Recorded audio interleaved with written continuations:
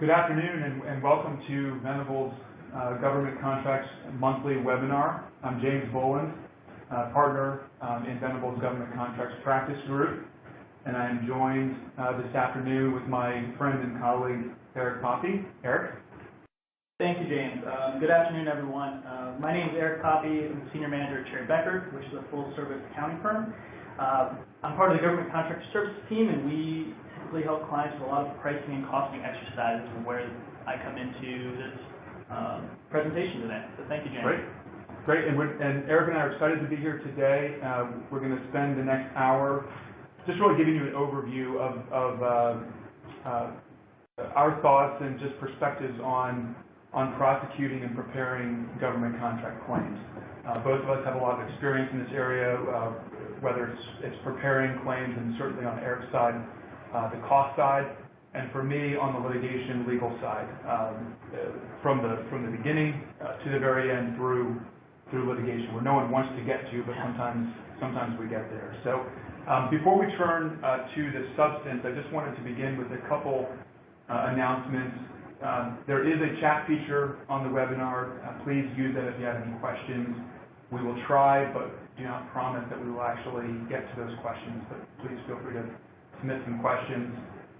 At the end of the webinar, there will be a CLA code available for those seeking CLA credits.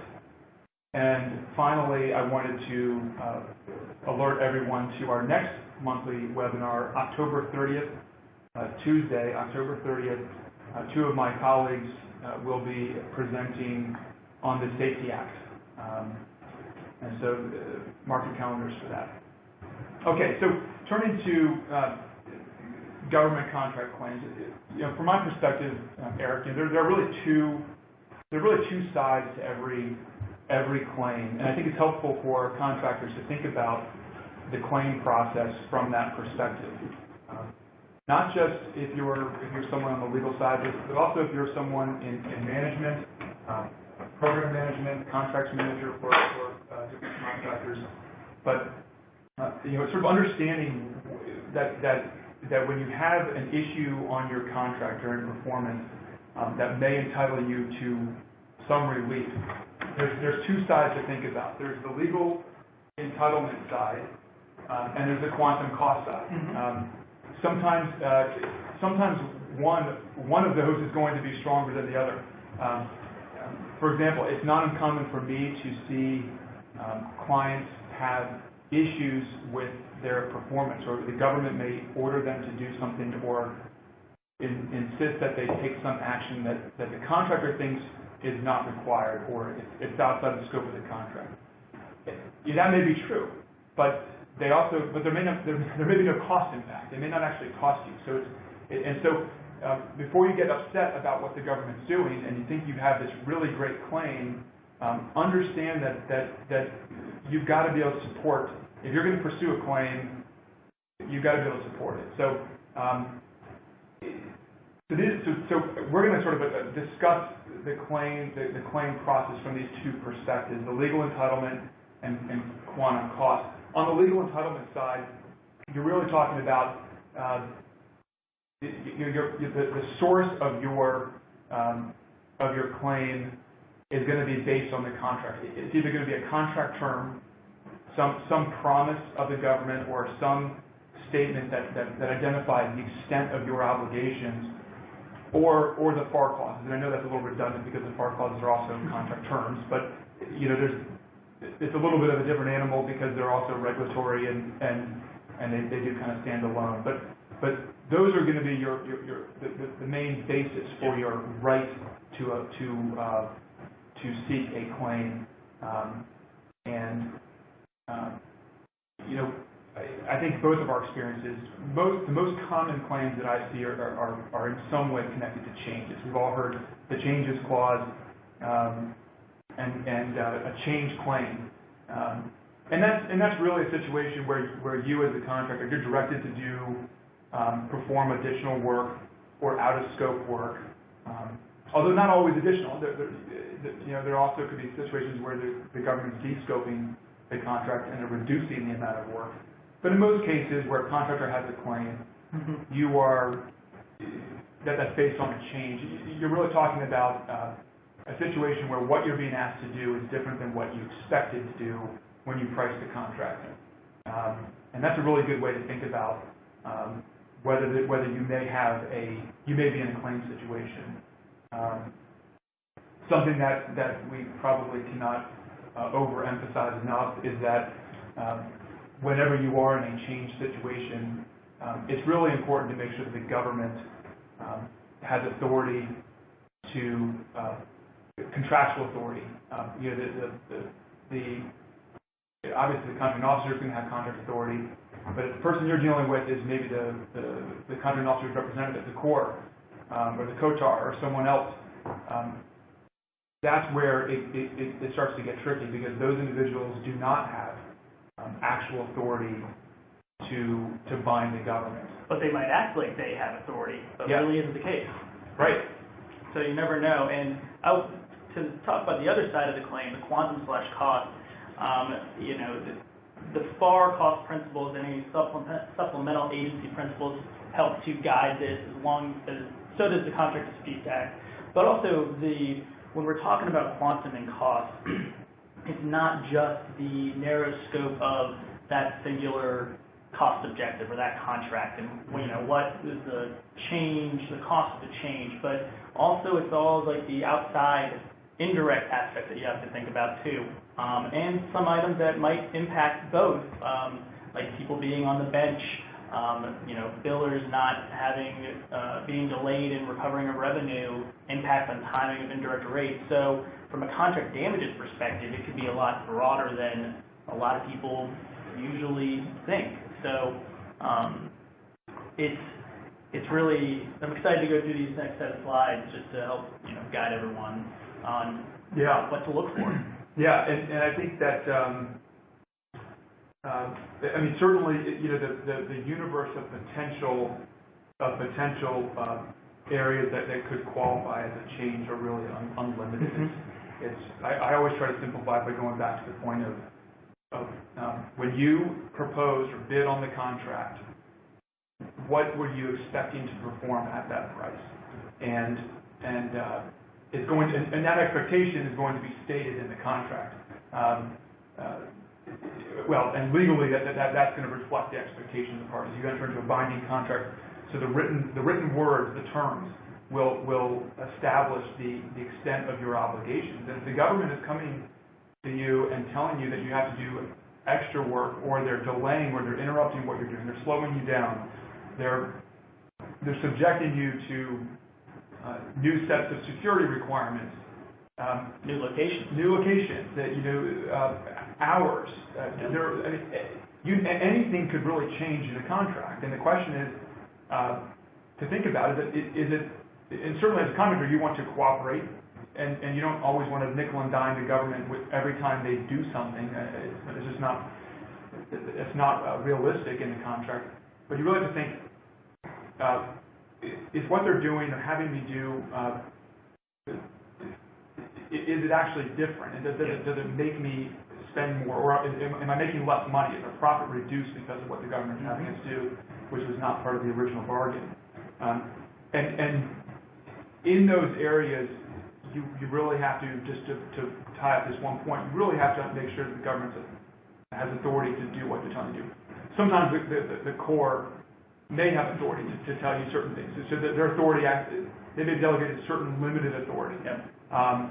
But generally not, and that becomes a challenge, because unlike commercial parties, particularly if you're a contractor that does a lot of commercial work, or maybe even primarily commercial work, and you're not as accustomed to performing government contracts, this is one of the unique areas of government contracting. The federal government is sovereign; they have sovereign immunity, and as a result of that doctrine, there is no such thing as apparent authority. In the commercial context, you can rely on someone's apparent authority. You cannot rely on the government's apparent authority, the federal government's apparent authority. It has to be actual. So I've listed a few other examples of sources of claims that you may have in a government contract or equitable adjustments. This list, by no means is it intended to be exhaustive. It's not. There are many, many others throughout the FAR and FAR clauses. But this just kind of gives you, I think, a sprinkling of the examples of how frequently a contractor's right to an adjustment surfaces in common contract clauses, like the stop work order clause, the suspension due to a bid protest clause. That's actually a very common situation, and I'm not sure how many folks take advantage of it. If you've been protested, you're certainly familiar with the SECA stay, the automatic suspension of contract performance if a protest has been filed against your new contract. And if you have already started performance, to gear up for performance, and then there's a stop work due to a bid protest, you have a right to an equitable adjustment to the schedule or contract price. A great example of that would be if you are taking over a IT site at a government installation and you have to hire 500 people, and you have that build-up that is starting to happen. That time of getting that build-up, getting people to the location, and then you hit that suspension due to the bid protest, that's cost that could be potentially recouped. Yeah, so from that standpoint. And then you have issues. What are you going to do with them in the interim? Exactly. The protest could go away at any moment notice. The stop work could be lifted, and if you have an aggressive mobilization period, and you have to meet certain transition deadlines, it's not realistic. It would actually be a contract obligation to keep staff on board and ready to perform as soon as that stop work is lifted. So, I mentioned different site conditions, failure to include Service Contract Act wage termination. These are all random, but just kind of give you examples where certain things can happen in a contract where you would be entitled to an adjustment. Now, question for you: for these different clauses, there are timing restraints, correct? Depends on the clause, but there are timing restraints that the government must make a decision after 30, 60, 90 days. Right. Is that correct? Okay. Right, and that's an important, and we're not going to get into the details, but that's an important, a really important practice point. So, if you have a potential claim that's based on, or a claim based on a FAR clause, typically these clauses contain a time period during which you must assert your right to that adjustment. So you're putting the government on notice that, for example, the stop work or the change. If the government's doing something that's going to change the contract, and actually we're going to discuss next the FAR clause, you have 30 days, for example, to let the government know that. And that's important from the government's perspective because the government doesn't want to turn around 2 years later and find out that they were sending you off in a different direction that would cost them more. Mm-hmm. So it's only fair to the government that the government knows what their potential exposure and liability would be if, in fact, the change direction is what they want, and that's what the road you go down. So I want to spend a little time discussing changes specifically, just because these are, like I said, I think these are really a common area of claims that contractors see quite a bit. And I've broken this down to 3 different sources for entitlement. You have your two main your two changes clauses, the traditional clause and the commercial clause, and there's also this doctrine called the Constructive Change doctrine. The traditional changes clause, and there's other iterations we've only cited in our slides, FAR 52-243-1, that's the fixed price. And so there's a similar one for cost reimbursement. But the traditional changes clause authorizes the contracting officer to make unilateral changes to the contract. And the clause says the general scope of the contract, and that includes drawings, designs, and specs, method of shipment and packing, and the place of delivery.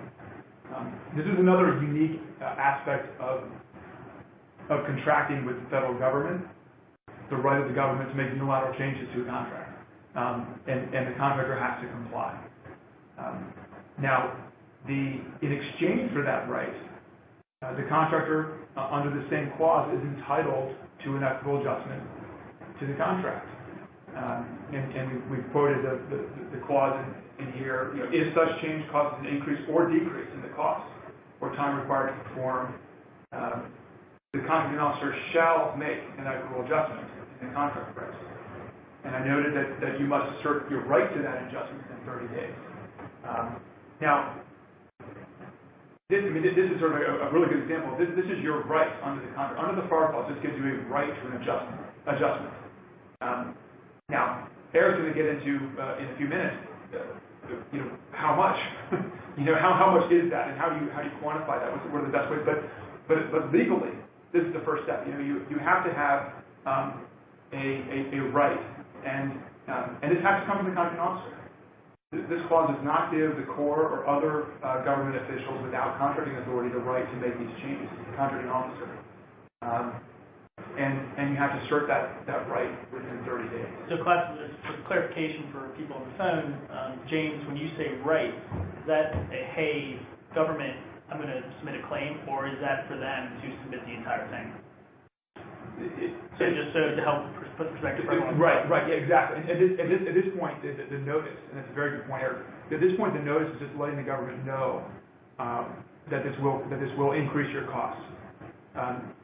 It's not expected that you're going to have a fully prepared cost claim. All together, yep. But unfortunately, I think it's probably common, but in my experience, it's contractors typically try to deal with these issues on their own, and they blow past the 30-day mark before they even reach out to outside counsel or cost experts, and it can be. It's unfortunate, but it's really important that you pay attention. If you have a written order, or turning to the next slide, you'll see that there's kind of a parallel doctrine that kind of encompasses everything else. It's called constructive change. And we've quoted a provision from a Board of Contract Appeals case. And the doctrine, as you can see here, is really where you perform work beyond the contract requirements without a formal written order under the changes clause due to either informal order or through the fault of the government. And the constructive change doctrine is typically everything else. It's sort of all-encompassing. So if you don't have a nice, clean, written change order, which is what you prefer, signed by the contracting officer, more often you're in a situation of constructive change, where the government's telling you to do the work, they don't put it in writing, but they're still telling you, there's no question that they expect you to do that extra work. There's no question it's authorized. Sometimes there is a question, but maybe it's not. But you can't point to a written order.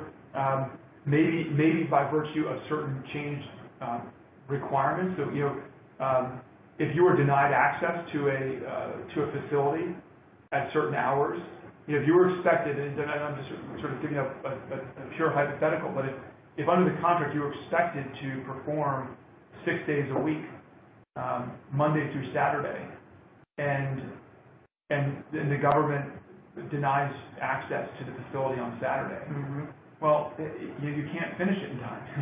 You're not going to. That's not what you contracted for, and so that would be a case where you might not have a written order from the contracting officer telling you can't show up on Saturday, but the effect of that sort of side change to security and access to the building is that it's changed the contract. You can't perform it. So you may either be entitled to an adjustment to the number of days to finish the project, or the cost. And this definitely seems like more of the gray area, where it's very perspective based, could be very he said, she said, certain situations of if you have especially more of an adversarial relationship with your contracting officer or with the site that you're doing the work with, or the certain agency representatives that you're working with, this is definitely the area that you probably want to document more if you do think that there would be a constructive change. Yeah, and we're going to discuss about documentation later as well, but absolutely, it's a gray area. It's fact intensive and fact specific. It's every one of these situations have to be analyzed in all aspects of it, in terms of whether you're even entitled to a change. But understand, and I would sort of encourage everyone to go back to that basic principle of, is what you are now performing having to do different than what you expected when you priced the contract? And if that change circumstance is really the fault of the government and not you, it's not because you miscalculated, not because you made a mistake, or you're trying to catch up because you dropped the ball earlier in performance. But if it's truly on the government, you're probably in a change environment, or certainly a constructive change type environment that needs to be evaluated. So I mentioned the traditional clause that gives the government the unilateral right. The constructive change clause is based on that traditional changes clause. That doctrine arises from the fact that the government does have a unilateral right to make changes. And this is an important point, because many contracts, and particularly in the IT space, you're not dealing with the traditional changes clause. You're dealing with the commercial changes clause, which is found at FAR 52-212-4C. And that changes clause is very simple. It says on the slide, changes in the terms and conditions of this contract may be made only by written agreement of the parties. That means that if you're performing a commercial contract with the government, and commercial in the sense that the services you're providing are customarily sold to the public, like most IT services contracts, for example, and it has this clause and not the traditional changes clause, that means that changes are not authorized by unilateral action of the contracting officer. They're only authorized by mutual agreement. And this point was recently reaffirmed in a case that's quoted here on the slide, where the Board of Contract Appeals stated that if the changes clause does not authorize unilateral action, then an erroneous contract interpretation by the government is not a constructive change. It might be a breach of contract. And what the board is really saying here is that if you are performing a commercial contract with the commercial changes clause, I see it's a trap that contractors fall into quite a bit. There can't be a constructive change, at least according to the boards, because the government never had the right to unilaterally change it. Your obligation is to perform only in accordance with the terms of the contract. And if the government is doing something that's outside the contract, you either don't have to do it because it's not authorized, which is a risky position and probably uncomfortable for most government contractors. But your choice is really don't do the work that the government's telling you to do because they don't have the authority, or you do it and you can sue the government for breach of contract.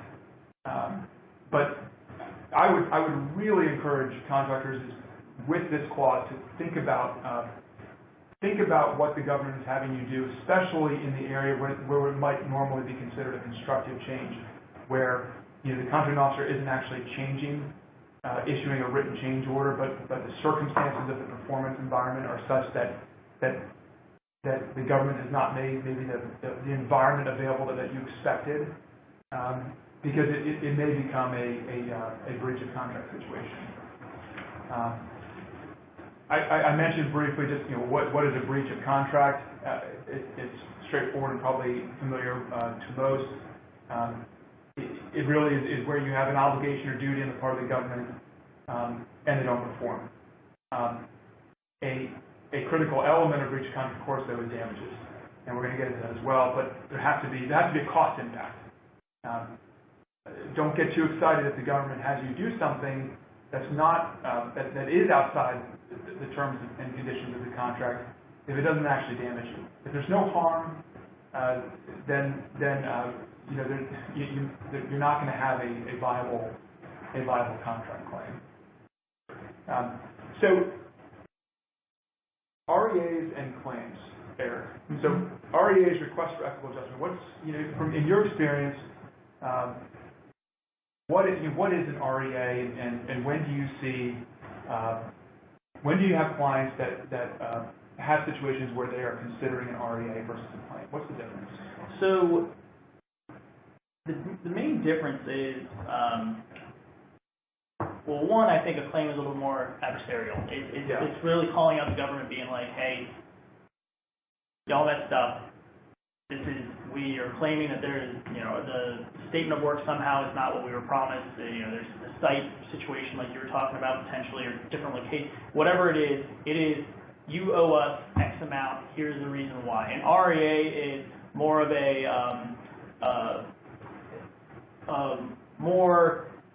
just less adversarial approach. It is, you're dealing with people. Contracting officers are people. The government. It's less of a hard. This is what we're owed. So from an REA versus a claim perspective, a claim really could just be a single quantum number of we are owed X amount. An REA is actually more of a full cost narrative and build up. From that, costs of preparing an REA are actually allowable. And might be subject to the FAR Part 15, FAR Part 15, and then any other supplemental cost principles where the cost of preparing that is unallowable. However, with the claim, you are eligible to recoup some interest based off of the Contract Disputes Act and based off the Treasury rate. So, from my perspective, usually again that REA is it's less of a, hey, Mr. Government, you screwed up, this is what we're owed, but it is, we feel that we are owed this amount for X reason, and here's the narrative behind it. Is there anything that you'd like to add? Yeah, and I think I agree, and I think that when I'm faced with a situation where we have what eventually certainly would be a claim, and we're fully prepared to litigate because we know we're owed money and we want to pursue that. The clients always have the question: well, do we just start with the claim or do we start with that REA? Yeah. And you can build up. And you can do both. I mean, you can start with a claim. You don't have to have an REA. It's not a required precursor to the claim. Now you mentioned something interesting. So the fact that you can that the costs for preparing the REA are allowable, in my experience, tends to create an incentive for a contractor to make an investment up front in the claim or the REA. That will eventually be a claim, and maybe they know it's eventually going to be a claim. But to make the investment up front, to really lay out the factual basis for and legal for the entitlement and quantum, to really show factually with documentation, analysis, cost analysis to the government. Here's the adjustment we're asking for. We think we're entitled to. Please grant this adjustment to our contract pricing. Because if those costs are all contract administration costs that are allowable, then you can recoup that. You can recoup that, and that would go right to any allowable cost under FAR Part 31 that's in your cost pool, and then also from a direct standpoint, recoupable. But once you make that go decision of like, all right, we're not in the REA land anymore, we're now in claim, there needs to be a defined date and time and submission to have the documentation, and that's when it turns to that unallowable side. Yeah. So I just wanted to make it clear that you definitely, if you are going to upgrade from an REA to a claim from a costing side, there needs to be a go point that is documented for that aspect. And so when we take that approach, I'll see some clients. You're sticking with one of the points you made earlier about how the REA is less adversarial, which it certainly is. They will prepare the REA with that same kind of casual mindset, which is kind of asking the government just to get along and maybe help them out. And that may be fine, and in some cases it's sufficient. That approach can work if the government has already agreed. Maybe indicated to you, hey, contractor, please just formalize this with an REA. Good example, Service Contract Act. Yeah. Forgetting to put a wage determination in. Right. And now also, to add on to that point, It also depends on your relationship with your client, with the agency, with the contracting officer. If you have a good relationship, you're probably already having an open dialogue about this stuff, which is right to your point. That depends, but you also have to take into account where are you as a business. If you're a small business and you have one agency that you're working with, and you are trying to expand and expand quickly, do you want to formalize a claim against them in a certain situation versus an REA? Like, do you want to throw the full book at them if that is and you're trying to build past performance, if that's your only source of revenue at this time, and their only agency actually is a better way to put it. So there are other business decisions that you got to take into account going through this process. Yeah, and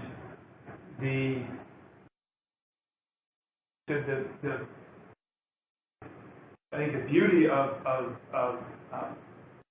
preparing an REA, the REA, if you put the time into it and prepare it, that can be converted to a claim. Yeah.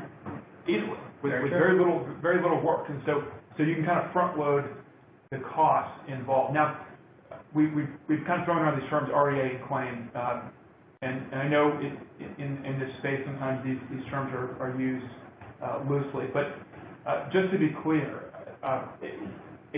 what a claim is, and a claim is a term of art in government contracting.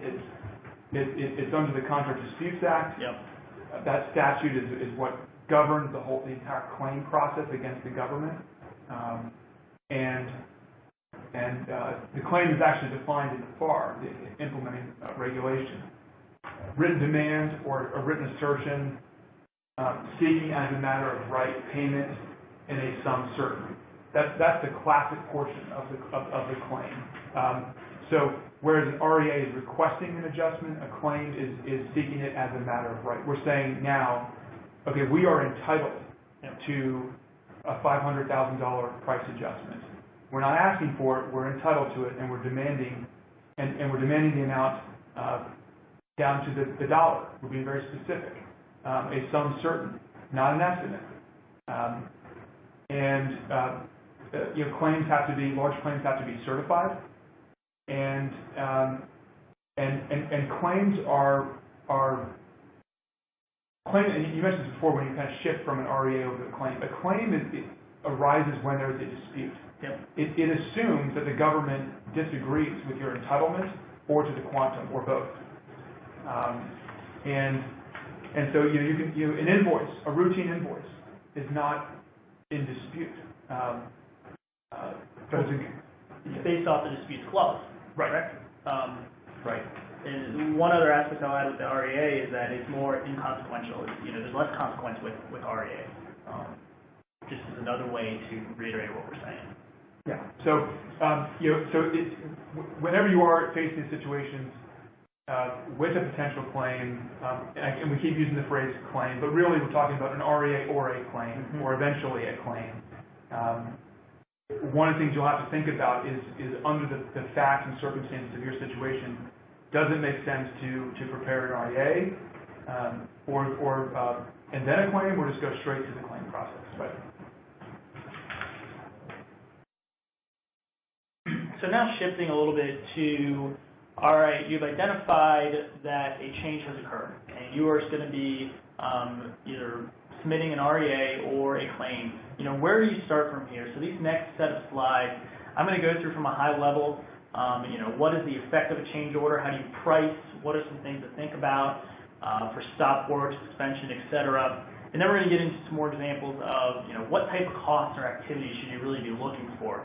Some of this is repetitive to what James was talking about a little bit earlier from the legal standpoint, but let's just try to put these two sides of the change together to really give you guys a complete picture. So first, with the effect of a change order is you got to remember that any change that you might be seeking a claim or an REA on is subject to the limitation of cost and limitation of funds and the ceiling of your contract. So first thing I would say is make sure you know your contract value, the terms and conditions, and anything that affects funding amount within that contract.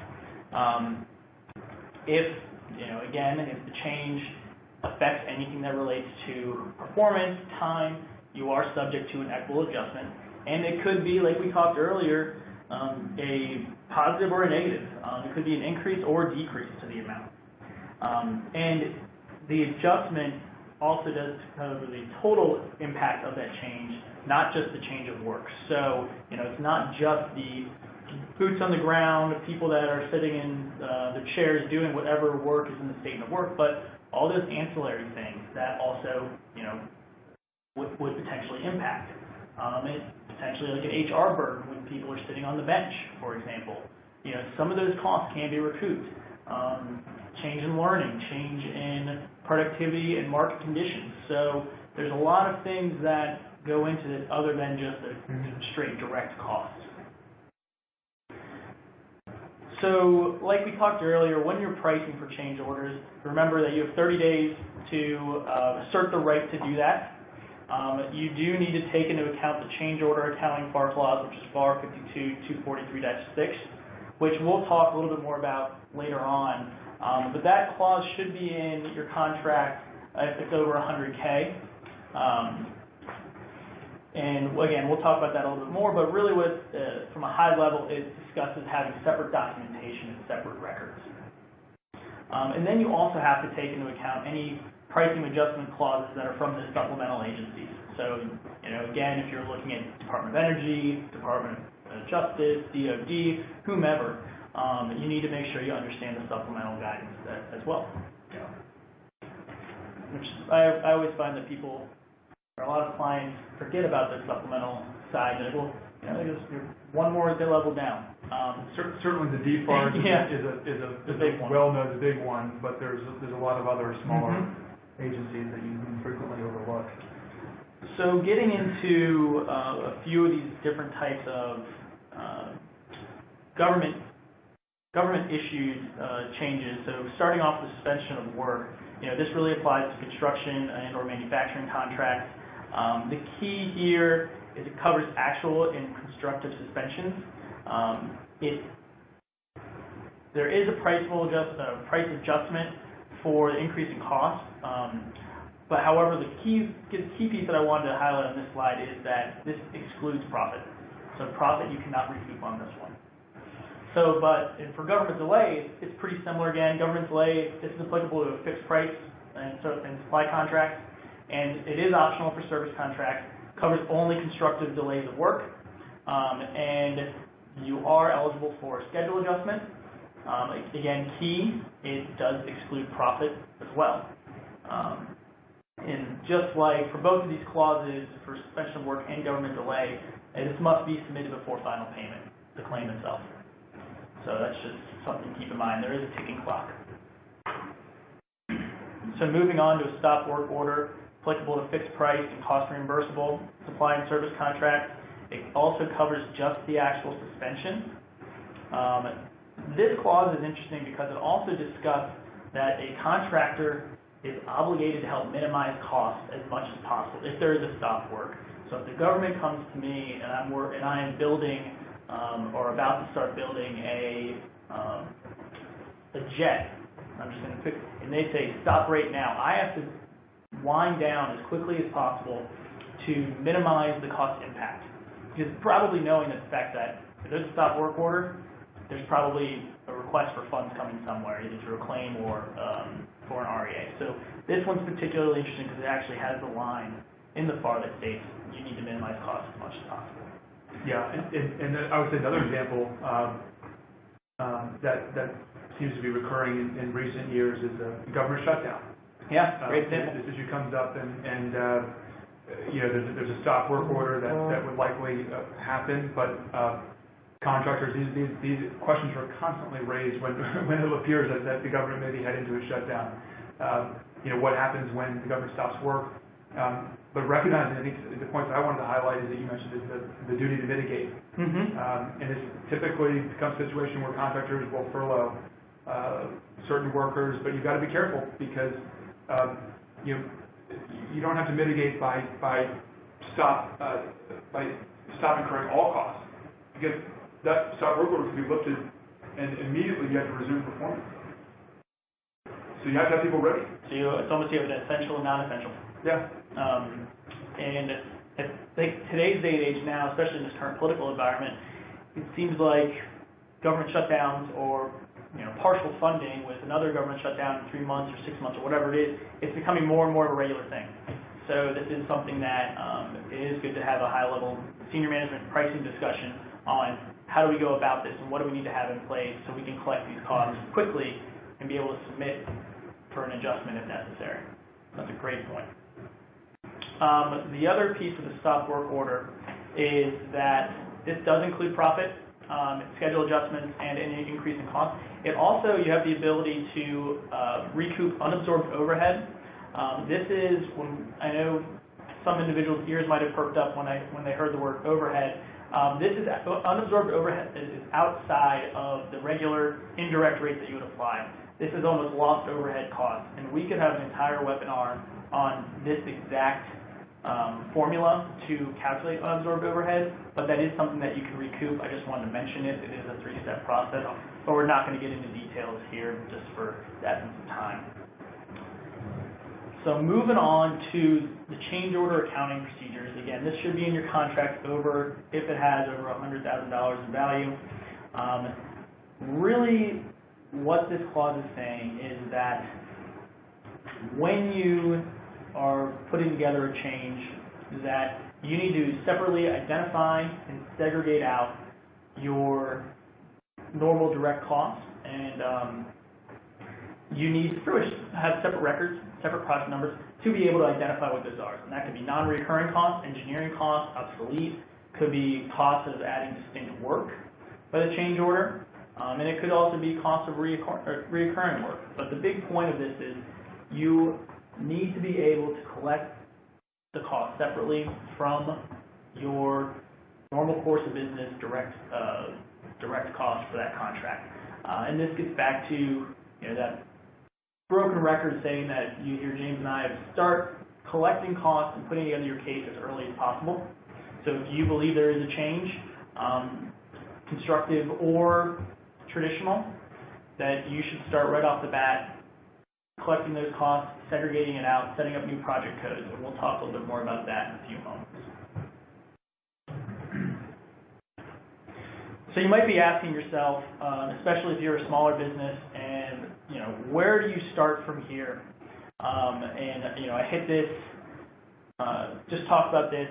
Again, start as early as possible. The earlier you get ahead of this, the more easier it will be to put together a cost workbook and narrative. And also, you have to ask yourself internally a bandwidth question. Do we need to bring in experts to help with the cost and pricing? Do we need to bring in legal advice? So you definitely need to ask yourself from a cost perspective and bandwidth, do we have the time to do this and the manpower to also keep regular course of business activities going on? One of the things right off the bat, I would create a new project number to help segregate those costs and keep regular and robust records. When putting together an REA, you need to also, the best way to start is start with the proposal.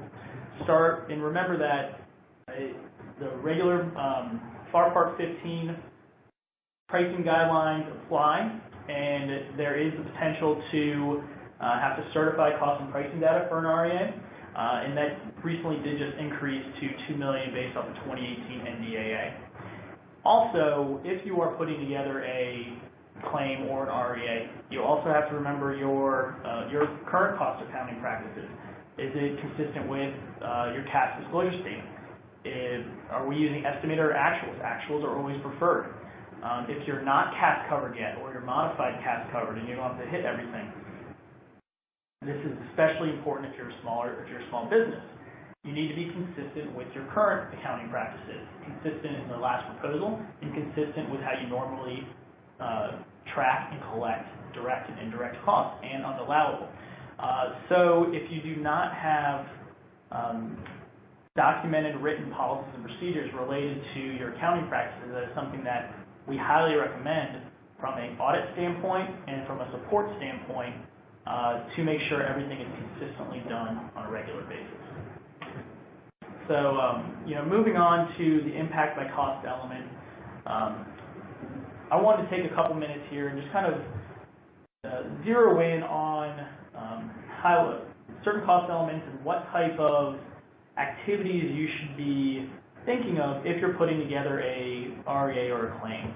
So from a direct labor standpoint, first look at, is there going to be additional work? Is there going to be additional hours? Will I require a larger team or a larger crew to build the widget or to exercise something because our timing has changed? Will they need to incur overtime? And with that overtime, is that overtime allowable on that contract? And also, are these hourly or salary individuals? And then to that point again, is this a Service Contract Act or Davis-Bacon Act covered contract? Idle time, layoffs, onboarding and offboarding, detecting and correcting certain problems, having just general PMing type discussions with the government or with coordination of your subcontractors. If you have a small business subcontracting plan and you are trying to get subcontractors out to the field, this trickles down. A big one that we're seeing a lot more now is loss of efficiency in learning. You have the same people that are working on this, and then all of a sudden they're not, and maybe they're your subject matter experts, and they're too high valued to have them idle, so you have to put them on another contract. So now you have to put in someone, a month later that is less experienced. It'll take longer to get up to speed. And then just impact overall on your labor rates. Are you using average? Are you using actuals? How does that change the flux? Most of the time, when you're estimating, you're using salary bands by labor category. How does that impact it? Are you allowed to, again, you have someone on the bench, do we now need to have a more junior person, and is that allowed by the contract? So there's a lot of aspects around the labor realm that can be impacted. Yeah, and I'll jump in there, Eric, and I think that, a lot of times we look at REAs or claims based on added work, and that's a way that we typically refer to additional work.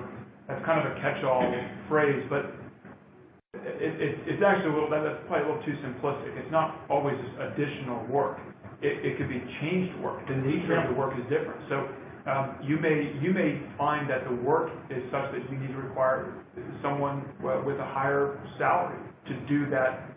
Maybe the work may be more sophisticated. Yeah. You're not spending an extra hour of performance more at all. It's the same number of hours. So there's technically no additional work, but the nature may have changed. One thing a point I like to hammer home is just thinking about this, and these are great lists here of different types of categories that you may see. But when you're thinking about your costs, this is not a case. This is not a chance to earn a windfall. Correct. This is not when the government changes your contract or does something outside the scope, you may be entitled to additional compensation, but the idea is to be made whole, not better. You shouldn't be made worse, but you shouldn't be made better. You should be made whole. And to that point, you also have to keep in mind, again, the limits of your contract. That limitation of funds and costs that you might have, your contract type, it's fixed price. At the very beginning, you agreed to a certain amount, so it's a different battle depending on the contract type that you're having. And certainly, if there's a limitation of fund issue, that's something that needs to be raised with government immediately and forcefully, where you can articulate that what they're making you do is going to, at this point, is going to impact, push you well beyond the current funding. So, jumping to more non-labor costs, so materials, subcontractors, ODCs, we have listed here material prices, pricing of inventory, scrap, spoilage, rework, storage, market conditions, and supplier terms. I want to touch on a couple of these a little bit more. A big one really is that supplier terms and if offers expire, because that is something that really could impact, and I see it all the time with my clients. They have an offer that is valid for 30 days, 60 days, and after that it is not valid anymore, so you have to go back to sourcing after that. So it impacts not just the purchase, the acquiring of that activity, but the whole purchasing activity to source competitively depending on the size of the acquisition. Material prices and market conditions. This is an area that is really actually becoming even more not high risk, but volatile right now in today's condition with the tariffs that are going on. We're seeing it a lot in the defense side of steel, aluminum, and a lot of those metals, and a lot that is really changing the price and it's making things go up. So if you're purchasing something today versus 60 days from now, it really could make an impact. From an indirect rate side, you need to make sure that everything is consistent with the current cost accounting practices. The shifting of work in between years and timing, that might impact which rates you're using from a pricing perspective, change in corporate allocations, sales, and any other forecasted items. So these again are just examples of what to think about when you're doing your costing exercise and what else might be included. So now we've talked about the labor and non-labor piece from a cost standpoint, but from a margin or fee or profit standpoint, are you allowed to recoup this? Are you allowed to look for that additionally? The short answer is yes. It's not precluded. The government has a stance that you can do that, but it's not for suspension of work or government delays. One thing to note with profit is that it needs to be compliant or consistent with your proposal and your company practices. Historical data and policy is the best thing. You could also use the weighted guidelines, even though it is not required by a contractor to use it. That's for the government to have their position. However, it is a good tool for the contractor. So you've identified a change. You've decided that you're going to move forward. You are putting together the legal aspect, and now you're doing you put together the cost narrative and the workbook. So what type of support documentation would you need? Accounting records is a great starting point. Engineering logbooks, time and travel records are huge. Sometimes visitor logs, meeting documentation, correspondence is huge, especially if that's with the government. Program status reports, activity reports. There are a lot of reports that you can get from your accounting system, either if you're on Deltek, Uninet, JAMIS, that can help support this. The biggest thing I would say is make sure you set up a proper project number to help collect those costs. And you can be creative with this. You can, of course, nothing fraudulent, but there are always additional documentation that you can use to help support your claim. Yeah, and good documentation is essential. The credibility of your claim will be increased dramatically. Ultimately, if this does go to litigation, you've got the burden of proof anyway. And so it's important. You want to spend the time documenting your REA or claim as early as possible in the process. So with documenting the claim, moving to the next slide, you really want to make sure that your cost workbook is as realistic and well organized as possible. And going back to a few slides ago, if you're using estimates versus actuals, actuals are always best. You need to understand the organizational impact. Do you need to pull in the accounting folks, the legal folks, the technical folks, management, engineers? What groups are being impacted by this? The narrative, you got to be able to state the case. Why are you entitled to this? Just like James was saying earlier. Calculations is in detail. We always suggest that the best place to start is the proposal itself, because usually it's already in a manner that was compliant with the RFP response, and it is something that you can add in columns to help with that. But with that change, there will be definitely additions, and but that is always a good starting place. The calculations need to be in detail. Charts, attachments always help. And the last thing I just want to state is that dealing with auditors and in this claim, and if there's a change order and the DCA comes in, and when talking with the contracting officer, especially more from an REA side, it is a negotiation. There will be back and forth. The more documentation you have to present your case, the better, and hopefully the less of a headache it will be. And certainly, picking up on that point, the ultimate goal is that you want the claim to be granted, or the REA to be granted. You don't want to have to litigate this. And so, putting the time and effort into presenting it and documenting it and making it persuasive up front will eventually pay off, because it really increases the chance of getting this resolved outside of formal litigation. I'm going to turn to the last slide and sort of summarize just in our final remaining time, just kind of give you an overview of what the litigation process would look like from here. We're not going to get into the actual litigation, but just sort of the process. And before I do that, actually, there's one question that we did receive, and I wanted to mention. We had a question on CPAR claims, contractor past performance assessments, and I think one of our earlier slides had maybe referenced that as an example of a non-monetary claim. And I know we've been talking today primarily focused on claims that would result in some sort of monetary adjustment to the contract, but it's a good question, and it is an area that's actually not been litigated a tremendous amount, but there certainly is a basis. Under the FAR definition of a claim, that definition includes a catch-all provision. It's not just a written demand and assertion seeking, as a matter of right, a sum certain, but it also includes any other relief arising out of the contract. And the courts have held and the boards have recognized that catch-all phrase, that catch-all definition of claim would include something like an adverse CPARS rating. If the government gives you a marginal rating in your past performance, that's arising out of your contract because CPARs are required for contract performance, which means that if you want to contest that, you can submit a claim and effectively appeal that determination, and you can litigate. We could get into that whole process in a lot more detail. There are ways, I think, that you can also monetize a CPARS appeal if you can actually show that the adverse CPARS damaged you. You actually lost contract work as a result.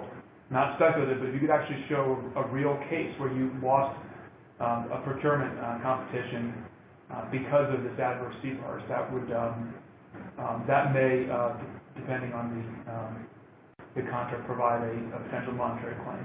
But going back to the last slide here, so we mentioned that just sort of I want to take away where you submit an REA and/or a claim. You submit the claim to the government.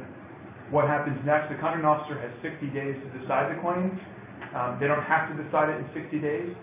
They can continue that, and they oftentimes do, but they are required under the statute to notify you within that original 60 days if they intend to take longer.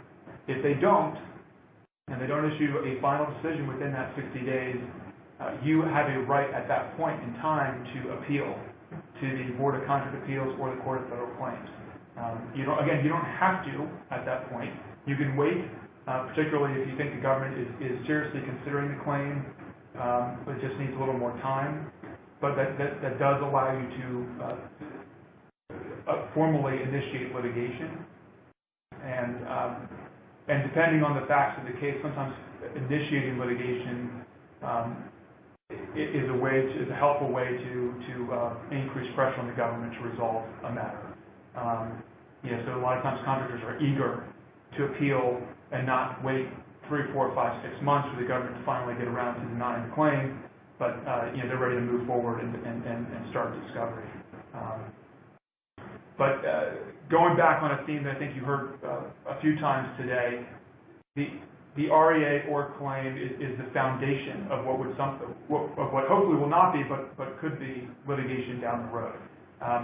It's a factual, foundational document that becomes the basis for the complaint and your entitlement. You have an obligation to prove your entitlement, both to additional money or other relief arising under the contract, and the monetary cost. And you've got to document that, you've got to explain that. I would reiterate, just start as early as possible with the documentation and make sure it's good documentation. Yeah. And it's well organized and maintained as possible to help with creating that good foundation for the basis. Yeah, and I would just add that it's surprisingly not uncommon for contractors to only start to think about the real cost that they may be entitled to after the claim, after the denial, and they're in litigation. They come up with a number that they think represents their damages, but it's not sufficiently supported. And not only is that just that bad practice, and I would say it even calls into question the good faith certification that was made in the claim. But it just affects the whole cost-benefit analysis of deciding to litigate in the first place. You need to know what you realistically stand to gain in a claim, and if you don't have that knowledge up front, you will not be able to effectively evaluate: is litigation worth it? Is it worth spending a certain amount of money to get $5 million? Yes. Is it only $50,000? Maybe not. So there are a lot of reasons why you want to do that, but we would just stress that point. So I think with that, I'm getting the signal that we have reached our hour. I wanted to thank you and thank the audience for attending today's webinar. I know we tried to cover a lot in this short hour. There will be a CLE credit code on the slides on your screen. And then I would just reiterate again that we hope that you can join us next month for the Government Contracts webinar on October 30th covering the Safety Act. Thank you very much. Thank you very much.